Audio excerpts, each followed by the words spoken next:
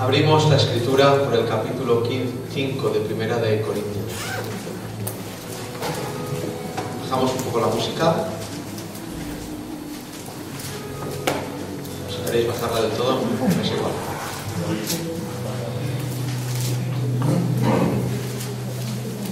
Vale. ¿Lo tenéis? Primera de Corintios 5. Deseo y me es gran menester el que sea amenos estos capítulos tan pastorales, que podamos no profundizar mucho, sino en un global que el Señor nos hable en la lectura de ellos. Dice así la palabra del Señor: de cierto se oye que hay entre vosotros fornicación. Y tal fornicación cual ni aun se nombra entre los gentiles, tanto que alguno tiene la mujer de su padre. Y vosotros estáis envanecidos. ¿No deberíais más bien haberos lamentado para que fuese quitado de en medio de vosotros el que cometió tal acción? Ciertamente yo, como ausente en cuerpo, pero presente en espíritu, ya como presente he juzgado al que tal cosa ha hecho.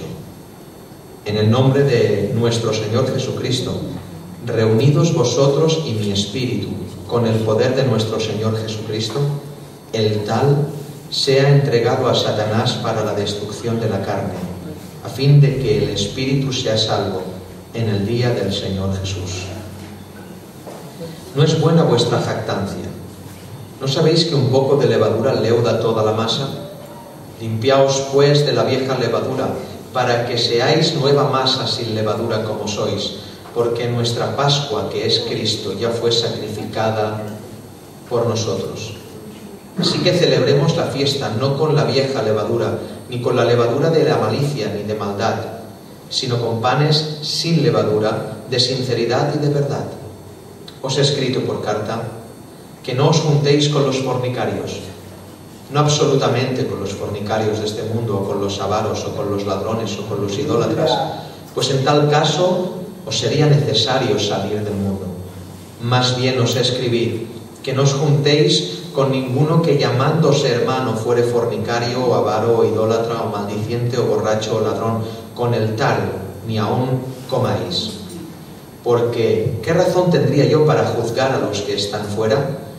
¿No juzgáis vosotros a los que están dentro? Porque a los que están fuera Dios juzgará. Quitad pues a ese perverso de entre vosotros. Amén. Amén. Amén a la palabra del Señor. Amén. Gloria a Dios. Muy sencillo, profundo. Hay un problema grave de práctica de pecado en la iglesia de Corinto. El capítulo 5 trata de la explicación pastoral de cómo tratar una práctica de pecado en una iglesia. Es el tema que ocupa y nos expone el apóstol Pablo en el capítulo 5 de Primera de Corintios. Primer verso, vamos allá, todos juntos. Vamos a leer el primer verso, todos juntos. De cierto se oye que hay entre vosotros fornicación, y tal fornicación cual ni aun se nombra entre los gentiles, tanto que alguno tiene la mujer duro. Y me hace bien que el Señor Dios Todopoderoso no obvíe ni esconda este caso y lo presente para la universalidad lectura de la Iglesia. Es decir, pudiera haberse perdido esta carta para no mostrar al mundo que aún en una iglesia hay peor pecado que en el mundo. El Señor lo expone a la luz de todo el mundo, puede pasar. Y nos da la evidencia de que puede suceder que dentro de una congregación local, y cuando hablo de iglesia, diferenciaré en cuanto llamo iglesia en minúscula y cuando llamo iglesia en mayúscula. La iglesia en minúscula es la iglesia local, la iglesia en mayúscula es la iglesia del Señor, el cuerpo de Cristo. En el cuerpo de Cristo no hay fornicación.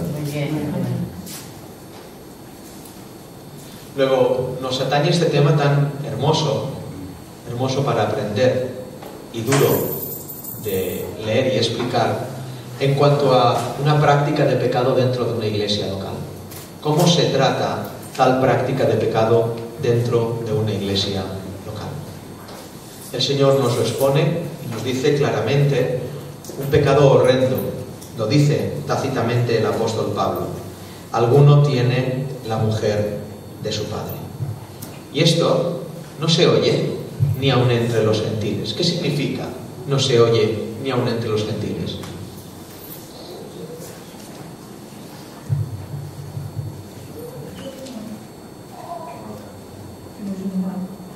No solo que no es normal, sino que no se oye ni aun entre los gentiles. Está diciendo, ni los inconversos hacen tal cosa. Es tan bestial lo que os pasa, que ni los inconversos hacen tal cosa. Y ahora vamos a ser muy transparentes. ¿No os ha pasado? A mí me ha pasado. Que cuando era inconverso, cuando fui otra persona inconversa,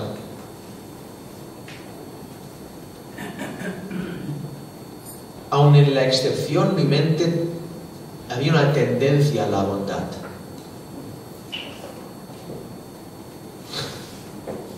Y cuando soy cristiano, mi carne tiende a la maldad. Es decir, pienso cosas peores ahora que soy cristiano que antes que era inconverso. ¿Os sucede? A mí me sucede. Y es que no significa que piense cosas peores que antes. Significa que más cerca estoy de la luz, y cuanto más cerca estoy de la luz, más oscuridad veo. Cuando alguien se acerca a Cristo, más cosas ve dentro de él. Aquellas cosas estaban aletargadas en mi estado inconverso, pero cuando uno nace de nuevo y aún conserva el cuerpo de carne y se acerca a la luz del Evangelio, a la luz divina, a Cristo Jesús, Señor nuestro, contempla en sí mismo y en su ser cosas horrendas que ni siquiera podrías haber imaginado que podían estar ahí. Se acercaron a la luz los corintios y apareció un caso que ni aun en los gentiles se escuchaba. Un hombre tenía la mujer de su padre. Fornicación. La palabra que se usa aquí como fornicación es una palabra muy estudiada por nosotros desde hace muchos años. Es la palabra porneia. La palabra porneia significa cualquier tipo de inmoralidad sexual, también es adulterio. Tanto que alguno tiene la mujer de su padre. Y el verso 2 es contundente. ¿Lo leemos todos? Venga, vamos allá. Y vosotros estáis envanecidos. ¿No deberíais más bien haberos lamentado para que fuese quitado de en medio de vosotros el que cometió tal acción? Es grande lo que dice el apóstol Pablo aquí, y muy didáctico para nosotros. Fijaros cómo trata el apóstol Pablo un tema de práctica de pecado en la iglesia. Esto no ha sido una caída, sino una práctica. Una caída se trata a solas con el que cayó. Una práctica la tiene que tratar toda una iglesia. ¿Entendéis? Luego, cuando Pablo habla acerca del trato y de lo que está sucediendo en la iglesia, no les llama a la iglesia pobrecitos, habéis aguantado a una persona así, sino les llama envanecidos. ¿Por qué? Porque el cubrir un pecado, el no declarar un pecado, el maquillar un pecado, es un síntoma de envanecimiento, no de bondad. Hay gente que dice, bueno, ya cambiará. Sí, yo lo he escuchado muchas veces. Bueno, pero ya lo hará, el Señor hará la obra. Yo no digo nada porque si no siempre soy el mal visto. Cubrir un pecado es estar envanecido. Es pensar de una manera más alta que Dios. ¿Habéis entendido? Cubrir un pecado es pensar de una manera más alta que Dios. Cubrir un pecado en una iglesia es estar envanecido. Una iglesia que cubre pecados y a eso le llama bondad, es una iglesia totalmente envanecida. Pablo dice, estáis hinchados, estáis envanecidos, porque habéis tratado de, bueno, ya se le pasará, o bueno, vamos a solucionar este problema, o bueno, ya el Señor hará la obra. Estáis envanecidos. Y dice, ¿por qué estáis envanecidos? Dice, no deberíais más bien haberos lamentado para que fuese quitado de en medio de vosotros el que comete traición. Es decir, no querían que fuese quitado. Probablemente este hombre sería, o este chaval, hijo de una familia ponderante en la iglesia. Probablemente sería uno de los de las familias que sería la familia quizás que fuera poderosa en la iglesia. Y por eso, quizás, digo yo quizás, costaba mucho declarar ese pecado porque contribuía parte de la familia y exhortar a parte de la familia en función del pecado cometido. Lo que trato de deciros es que el apóstol Pablo habla de esto como algo muy grave. No solo el pecado es grave, sino la reacción de la iglesia a la cual el apóstol exhorta. No exhorta al condenado. Amén. Exhorta a los salvos que están permitiendo eso o haciendo la vista gorda. ¿Entendéis? A quien exhorta el apóstol no es al sinvergüenza. Exhorta a los que hacen la vista gorda al sinvergüenza. ¿No lo deberíais haber quitado ya? ¿No deberíais haberlo expulsado? Y me encanta cómo suena esto en el original. Dice, en vez de lamentaros, dice así, y vosotros estáis hinchados y no más bien tuvisteis luto.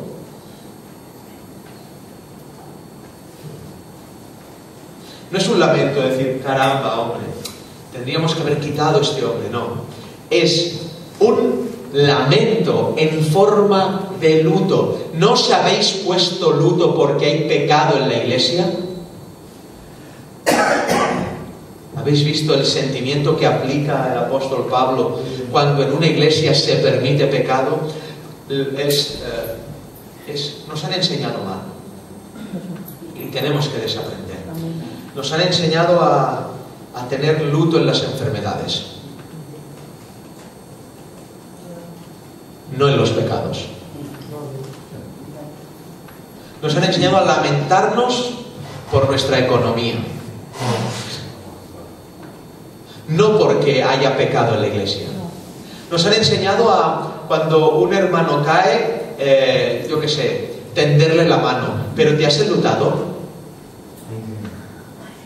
¿Has lamentado? Pablo habla de luto, hermanos, de la señal visible la señal visible exterior más dura de la que puede hablar el apóstol. No os habéis enlutado por el pecado en la iglesia. Si algo debemos hacer, es que si en la iglesia hay pecado, es enlutarnos. Si alguien conoce a alguien que está pecando, que lo declare y lo confiese. Igual ganamos un alma. Igual ganamos un alma en el nombre del Señor. Nos han enseñado a tener miedo del diablo y no nos han enseñado a tener miedo del pecado. La Biblia habla al revés. Resistid al diablo No tengáis miedo, resistidle. Y dice, Pedro, de la tentación huye, ten miedo. Muy bien. Amén. Nosotros somos al revés. Resistimos la tentación. ¡Bum! Y nos tumba. Y al diablo, ¡qué miedo me da! Nos han enseñado mal. El Señor dice al revés, con el diablo puedes. Venga, 1, 2. Pero con la tentación ni se te ocurre resistir. Aleluya. Huye. Aleluya. Huye. Huye de la tentación. Someteos a Dios y resistid al diablo. Pero el pecado miedo, po. ¿Entendéis lo que quiero decir? Nos han enseñado mal. Nos han enseñado a reír cuando no debiéramos y a llorar cuando no debiéramos. Nos han enseñado a llorar cuando no debiéramos y a reír cuando no debiéramos. Nos han enseñado mal. Sí, nos han enseñado mal y siguen enseñando mal. Y la Iglesia evangélica enseña mal. Porque es una tragedia, una enfermedad, pero el pecado no es una tragedia. Es una tragedia un cáncer. Pero una iglesia en pecado no es una tragedia. Es una locura. El cáncer lo máximo que hará es acabar con un cuerpo. El pecado puede destruir almas. Muy bien. Lamentémonos por el pecado. El pecado es nuestro peor enemigo, hermanos. Nuestro peor enemigo.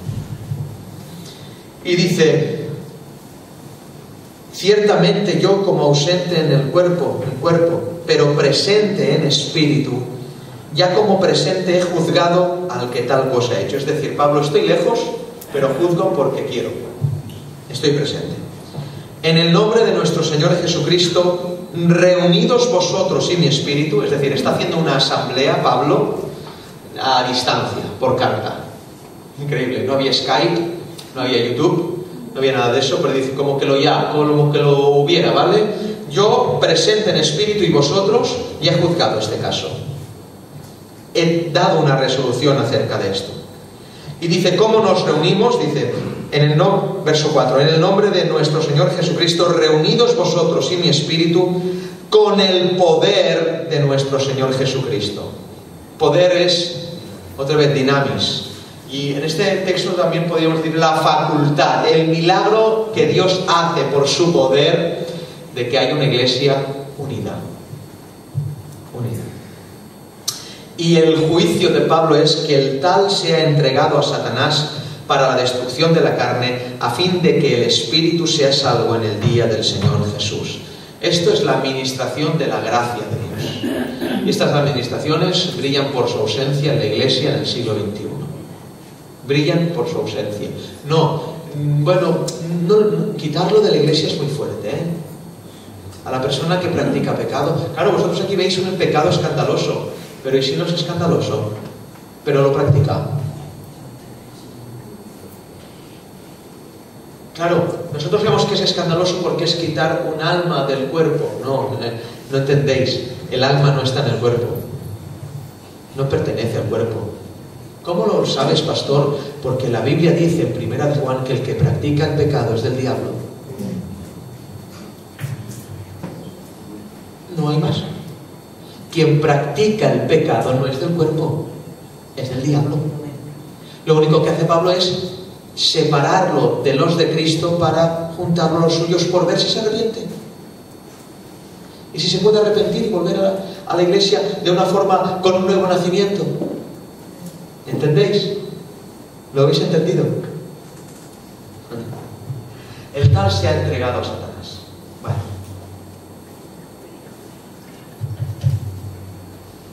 ¿Cómo se entrega alguien a Satanás? ¿Lo llamamos por teléfono? Son detalles que no pensamos y son brutales. ¿Cómo? Vamos a llamar a Satanás porque quiero entregar a alguien. ¿Cómo lo hacemos? ¿Cómo lo hacemos? Ahora os vais a pasmar. ¿Cómo lo hacemos?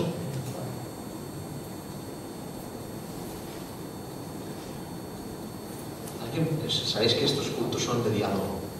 ¿Cómo entregamos a Satanás? Sacándolo de la condición de la iglesia. Amén.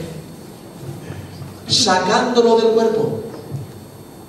Sacándolo del vínculo sacándolo de la protección de la iglesia. Cuando es quitado de la protección de la iglesia, tiene prohibida la comunión, entonces, en esa prohibición de comunión, eso es ser entregado a Satanás. Más fuerte voy a decir, y esto cabe reflexionar sobre esto: cuando alguien no tiene comunión con la iglesia, está con Satanás. Y cuando alguien se pierde los cultos porque le da la gana, y cuando alguien no quiere la comunión con hermanos, etcétera, etcétera, etcétera, etcétera, está teniendo una doble vida, doble armado. Porque entregar a Satanás es separarlo de la comunión de la iglesia. Pablo no sabía dónde vivía Satanás, solamente hizo una cosa: te prohíbo que entres aquí, no puedes orar, ni se te ocurra volver a venir aquí. Eso es ser entregado a Satanás. ¿Entendéis? ¿Por qué? ¿Pablo odia a esta persona? No, Pablo ama a esta persona. Y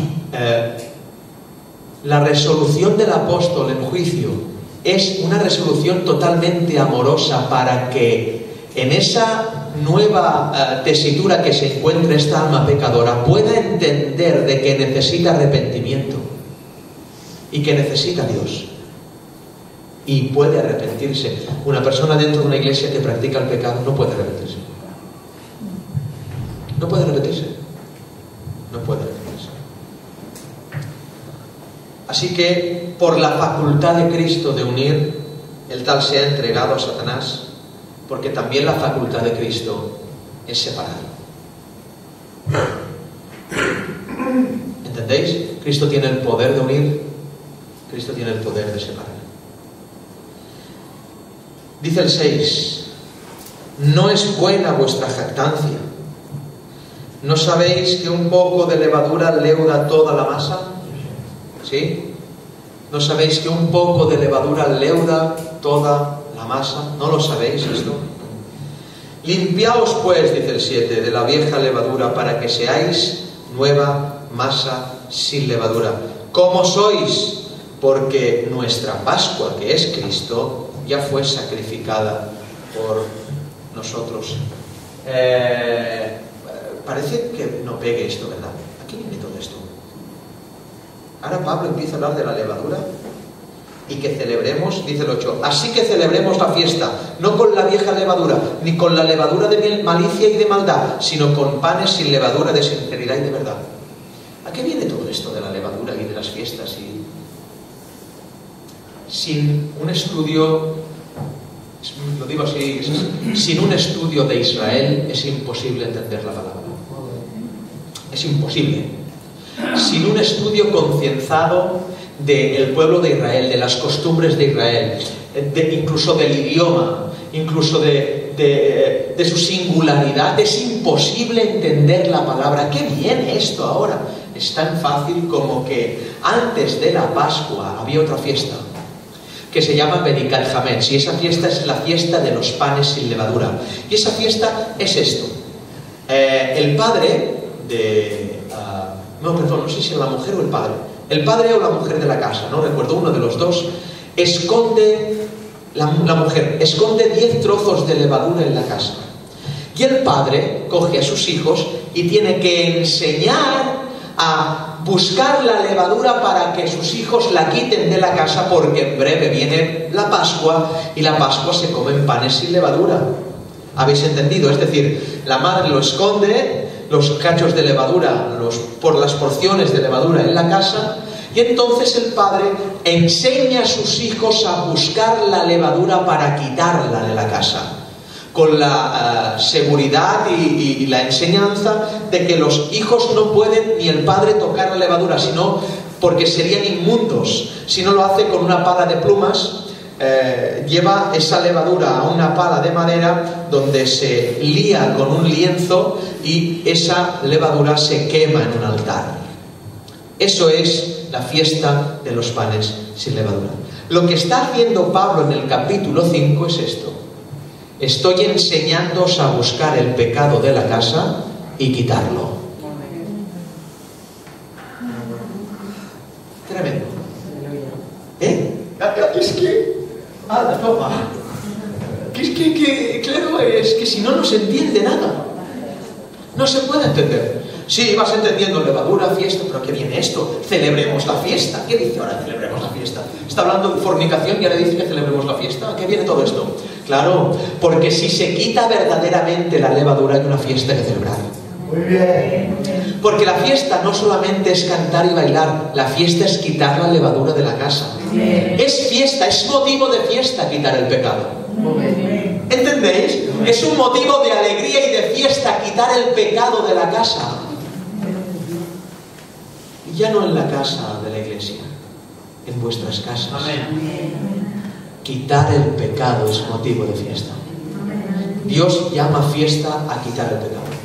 Oh, el Dios de la Biblia, el Dios de Abraham, de Isaac y de Jacob, el Dios de la Escritura, el Santo de Israel, llama fiesta a quitar el pecado de la casa. Lo llama fiesta. Y si aún hay levadura, no se puede celebrar Pesaj. No hay Pascua para los que aún tienen levadura en casa. No hay Cristo, no hay Cordero para los que tienen levadura en casa. Para los que no buscan las porciones escondidas y las quitan de la casa, no hay Cordero, no hay fiesta, no hay resurrección, no hay nada. Es fiesta quitar el pecado. Es fiesta quitar el pecado. Claro, es que cuando hablamos de pecado, en este caso no estoy hablando de cosas escandalosas, porque la levadura es algo muy pequeño que un poquito leuda toda la masa. Hablo de pecado de toda clase, de desobediencia a Dios, pecado de inmundicia, todo el día la televisión abierta, etcétera, etcétera, etcétera, etcétera, etcétera. Pecado de crítica, pecado de rencor, pecado de odio. Quitarlo de la casa. Es fiesta, eso es fiesta. Eso es fiesta, hermanos. Eso es fiesta. ¿Y qué cosas, Todo lo antiguo era sombra de lo que tenía que venir. ¿Cómo se quitaba el pecado? Con una pala de plumas blancas se arrastraba esa levadura y sin tocar se ponía en una cuchara de madera y se liaba con un lienzo. La providencia de Dios quiso que el pecado de toda la humanidad, por la pala de plumas de su soberanía, fuera cargada en la madera de la cruz, envuelto en un lienzo. Solo hay una diferencia: que ese lienzo y esa madera y esa levadura se quemaba para que desapareciera, pero aquel que cargó todo el pecado no desapareció, sino que resucitó al tercer día para gloria nuestra. Amén. Amén. Amén. Así que celebremos la fiesta, no con la vieja levadura, ni con la levadura de malicia y de maldad, sino con panes sin levadura, de sinceridad y de verdad. Sinceros. ¿Qué significa sincero? Sincera. ¿Por qué cera? Porque la cera era el apaño antiguo a la rotura de un mueble. Era una restauración extraña. ¿Sí? Cuando un mueble se rompía, ponían cera, hacían la forma del mueble y parecía que no se había roto. Pero a la que ese mueble se acercaba al fuego, la cera se derretía. ¡Ah! Te acercas al fuego y te derrites, tienes cera. No eres sincero. Por eso se habla de sinceridad, transparencia. Ser sincero. Ser sincero. Sincero, de verdad. Seamos sinceros. Sinceros. Soy así. Sincero. Sincero. Verso 9. Os he escrito por carta que no os juntéis con los fornicarios. ¿Cómo que os he escrito por carta? Yo interpreto esto y no le he leído ningún comentario. Nada de lo que estoy diciendo lo he leído en ningún comentario, así que puedo estar equivocado. Os he escrito por carta que no os juntéis con los fornicarios. A mi modo de ver, sabiendo, por supuesto, teniendo estudios acerca de esto, de que Primera de Corintios en verdad no es Primera de Corintios, sino es Segunda de Corintios. ¿Lo sabíais? Sí. Primera de Corintios no es Primera de Corintios. Había una carta antes, pero que se perdió. Entiendo de que la carta de Primera de Corintios iba a saco con esto. Os he escrito por carta. Para mí, esto es un resumen de lo que escribió en la primera carta. A mi modo de ver. ¿Vale? Os he escrito por carta que no os juntéis con los fornicarios. ¿Qué es un fornicario?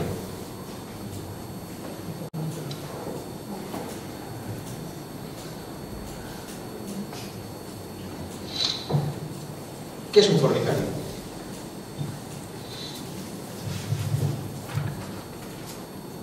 Bueno, acabamos de decir, ¿no? Fornicario es una persona que se deleita en... ¿sí? En cosas ilícitas sexualmente, pero un fornicario también es un idólatra. Porque cuando habla la Biblia de fornicación, habla de pecados con otros dioses. ¿Sí? Vale, entonces la palabra, dejémoslo en lo más físico, porque luego habla de idolatría también, así que dejémoslo. No te juntes con los fornicarios. ¿Vale? Está escrito. Que no os juntéis con los fornicarios. No absolutamente con los fornicarios de este mundo, o con los avaros, o con los ladrones, o con los idólatras, pues en tal caso os sería necesario salir del mundo. Para mí está diciendo que la primera carta era la enseñanza de Pablo de que había una iglesia que se tenía que salir del mundo, en el sentido de no juntarse con los inconversos que fueran de estas clases de inconversos. Pero ahora dice Pablo, pero no absolutamente con estos, dice el verso 11, mas ahora os he escrito, ahora esta, que no os envolváis, o que no os juntéis. Otro verbo similar sería envolverse. Y una traducción genial es asociarse con, tener comunión con, compartir. ¿Qué significa compartir? ¿Qué significa? Es tan fácil como sincero. Y sincero. Compartir. ¿Qué significa compartir? Partir el pan. Compartir. Partir el pan con. ¿Es tan fácil? Es fort, es muy fort. Partir el pan con. Compartir. Partir el pan con. Es decir, no tengas ninguna cosa que ver, ni siquiera le des un cacho de pan. No compartas nada. ¿Con quién? Con ninguno que llamándose hermano. La primera carta era no con los fornicarios, no con estos, pero del mundo, ¿vale? Ahora os escribo que con ninguno que llamándose hermano. Aquí están las cosas ya, estas son duras, ¿sí? Que ninguno que llamándose hermano, con ninguno que llamándose hermano fuera. Hay una gran diferencia en llamarse y ser.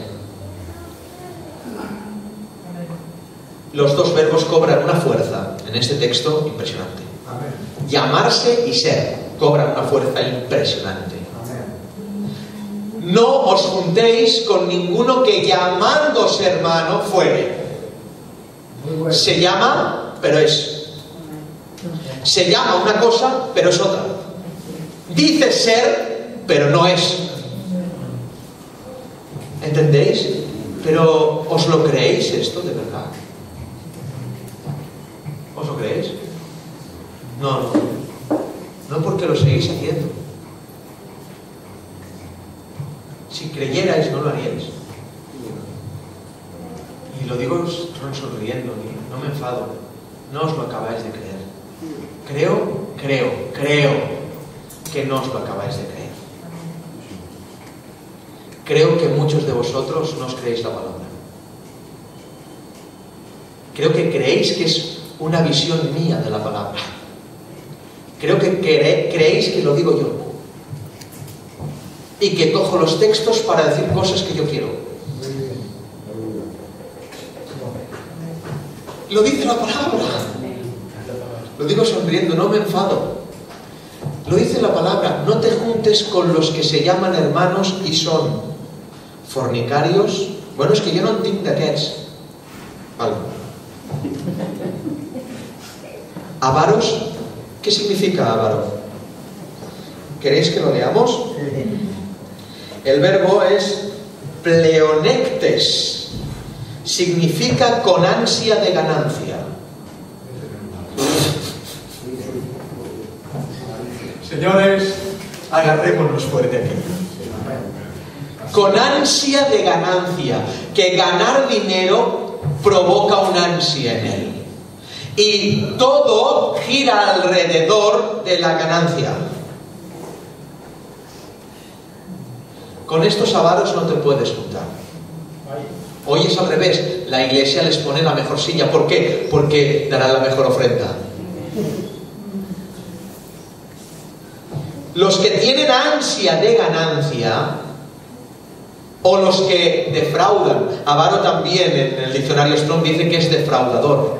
Los que defraudan, los que tienen pleitos con la justicia, los que defraudan, hermanos, los que sus negocios no son limpios. No te puedes juntar. Vale. Avaro, idólatra. ¿Qué significa idólatra? Si no sabéis, ya me pego un tiro en la boca así, ya. Porque si hemos tocado un tema. ¿Vale? Servidor de otros dioses. ¿Sí? Eso es una idólatra. Pero es que no lo adoran, no se postran, pero lo sirven. Sirven al paganismo, sirven a la idolatría, sirven a las fiestas que no vienen de Dios, sirven a su propia cultura, sirven a esto, sirven a lo otro. Dioses de todas clases, sirven a su familia más que a Dios. Idólatras. Idólatras. Maldiciente. ¿Qué significa maldiciente? Loidoros. Y significa canalla. Pecadores. Abusivo, pillo, injurioso, difamador. A los que difaman y levantan mentiras sobre gente y les gusta hablar, con los tales no puedes juntarte. No puedes juntarte. Y si soy yo, no te juntes conmigo. Vete de aquí, huye, escapa por tu vida. Borracho. ¿Qué significa borracho? Borracho todos sabemos lo que significa, pero también significa el que se deleita en fiestas. Con los tales no puedes juntarte. Los fiesteros. Ladrón, estafador, rapaz, ladrón, no puedes juntarte. Con el tal ni aún comáis. Con el tal ni aún comáis. Y dice comáis porque comáis era el comer era la expresión más insignificante en aquel tiempo. Se comía por las calles, se comía por las plazas, se partía el pan en los mercados, etcétera, etcétera. No podéis ni estar en los mercados con ellos. No podéis, huid. Eso es lo que está hablando aquí la palabra. Creo que no os lo creéis. Yo creo que no os lo creéis. Si mi padre es un creyente que comete estos pecados, no puedo juntarme con él.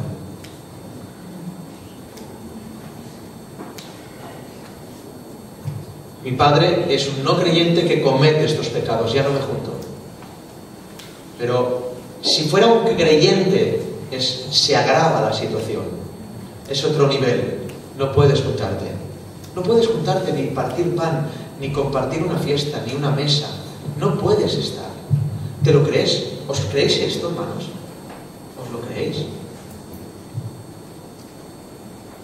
Testigos sois, y testigo me es Dios, de que no me demandará el Señor vuestra sangre en base a estos textos, porque se os ha hablado y se os ha predicado.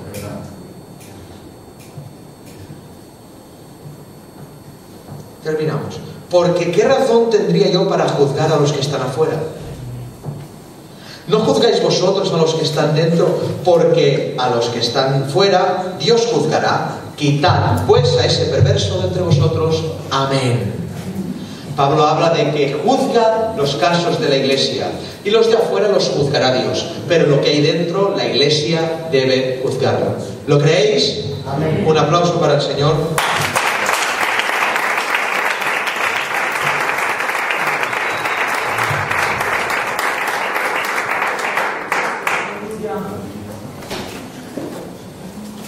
Gloria al Señor.